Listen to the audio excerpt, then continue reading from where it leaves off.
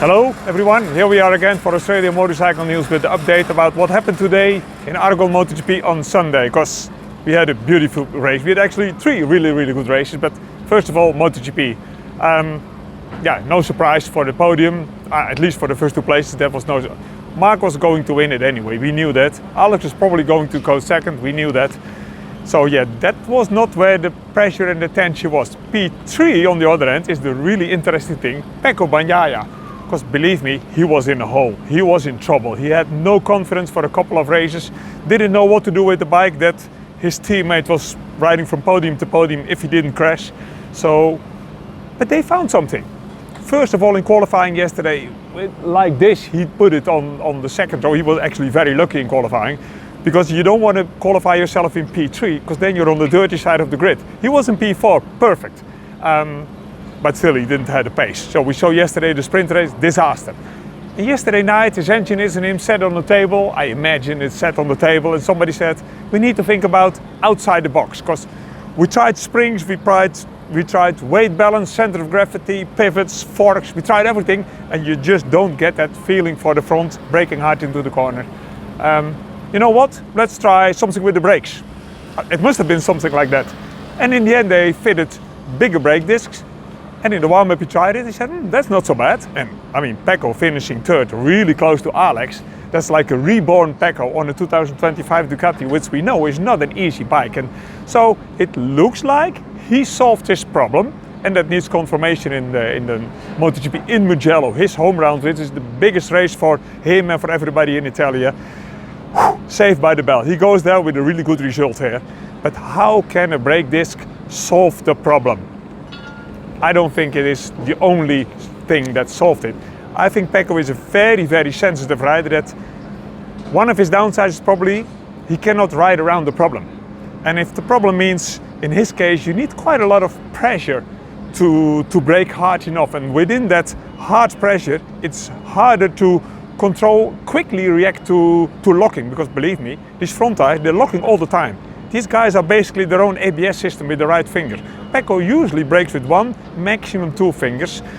And if you need a lot of force to brake, you don't have the sensitivity anymore. Now, that's nothing new. You can change master cylinders and whatever for it. But for some reason in Ducati, nobody thought of this. So they fitted bigger discs. Apparently, I think also a smaller disc, otherwise it just gets heavier and you want it as light as possible. And that helped him just to get that little bit more feedback, and suddenly he found everything. So that's the interesting thing. This is a multi-million-dollar sport, and they do simulations and calculations and cloud calculations, and suddenly somebody say, well, let's try another brake disc. Whoa, presto, that helps. So that's the beauty of MotoGP. It's a multi-million-dollar thing, but sometimes things seem to be really simple. So Pecco Bagnaia in P3, really special. Good to see him back in P3. We have another guy in the top four, which is P4 Pedro Acosta. Long time ago that he was that close to the guys in front, but it's for a shit reason. I mean, he did everything correct. The KTMs, ever since Michelin brought beginning of last year a super rear tire that actually nobody wanted, everybody wanted the super front tire. What did Michelin do? They bring a super rear tire, super grip, but it created a lot of chatter.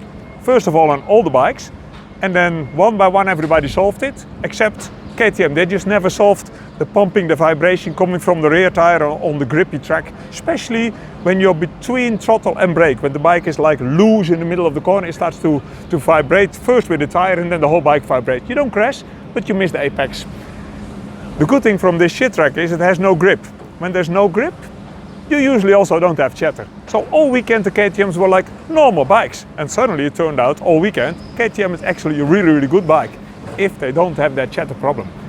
The bike's just fast, it has a super engine, and it can brake really late and hard into the corner. So Acosta in P4 and giving Pecco a run for his money here is a sign how good the KTM is. Will they have solved the chatter problem? Wait a second, that's the big truck with all the Moto2 Triumph engines in it leaving. They don't need to go far, they probably go 2 kilometers, because their workshop for the engines is around the corner here in Aragon.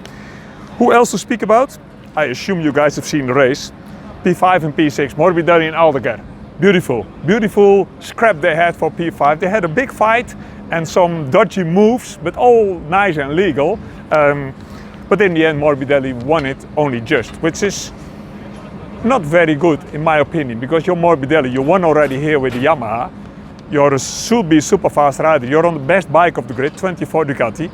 Another rookie rider, also on the same type of bike, gives you a run for your life. Not sure if he sleeps very, very well with that. That brings me on P7 to Joan Mir, the Honda. That's not a very fast engine. It's weird to speak about Honda like that, but they have the slowest bike of the grid, by far.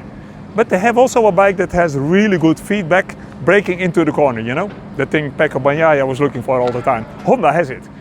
And in this track, it worked very, very well, because like I said, you have a lot of deep braking, trial braking with the bike, so you need to have that feedback here in Aragon. Mir showed that the Honda can be good, but it needs a faster engine. 8th place Bezzecchi, don't need to say a lot. He ruined his whole weekend when he crashed in the outlap for qualifying 1. Let's move over to the Australian riders. Jack Miller, P14. Not a lot to celebrate, but the Yamahas were in deep, deep trouble. The Yamaha was really the worst bike all weekend. For some mysterious reason, they end up Friday with lots of chatter, vibration, engine brake, traction control problems. Solved a lot of it for Friday.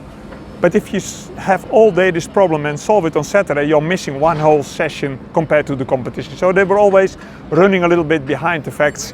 Quartararo had lots of vibrations and crashed out of the race. Anyway, it was just a race to forget for Yamaha. They will be testing like everybody else here tomorrow, and that will be very, very important to test, because they need to solve the problems to make the next step.